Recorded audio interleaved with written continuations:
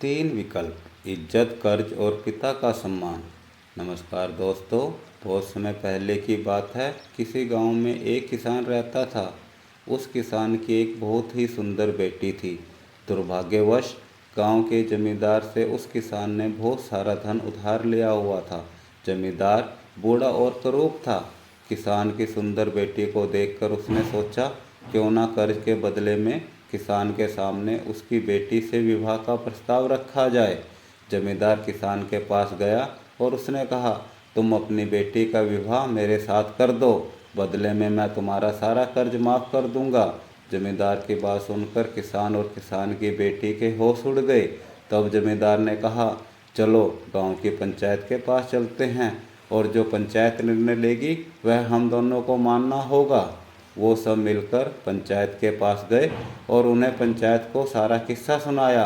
पंचायत ने सोच विचार किया और कहा, ये मामला बहुत उलझा हुआ है, अतः हम इसका फैसला भी किस्मत पर छोड़ते हैं।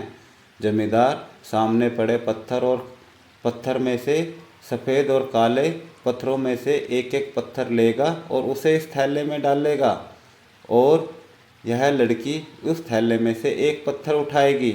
अगर वो काला रोड़ा उठाती है तो उसे जमींदार से शादी करनी पड़ेगी और पिता का कर्ज माफ़ कर दिया जाएगा। अगर वह सफ़ेद पत्थर उठाती है तो जमींदार से शादी नहीं करनी पड़ेगी और उसका पिता का सारा कर्ज माफ़ कर दिया जाएगा। अगर लड़की पत्थर उठाने से मना करती है तो उसके पिता को जेल भेज दिया जाएगा। पंचायत के आदेश अनुसार जमींदार झुका और उसने 2 रोड़े उठा लिए। जब वह रोड़ा उठा रहा था तब तेज आंखों वाली किसान की बेटी ने देखा कि जमींदार ने दोनों काले रोड़े ही उठाए हैं और उसे थैले में डाल दिया है।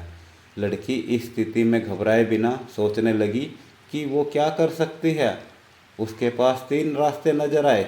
वह रोड़ा उठाने से मना कर दे और अपने पिता को जेल जाने दे।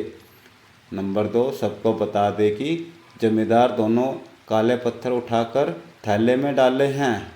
या फिर वह चुपचाप काला पत्थर उठा ले और अपने पिता को कर्ज से बचाने के लिए जमींदार से शादी करके अपने जीवन का बलिदान कर दे। लेकिन उसे लगा कि दूसरा तरीका सही है, पर तभी उसे एक और अच्छा उपाय सोचा। उसने थैले में अपना हाथ डाला और एक रोड़ा अपने हाथ में लिया और बिना रोड़े की तरफ देखे उसे फिसलने का नाटक किया।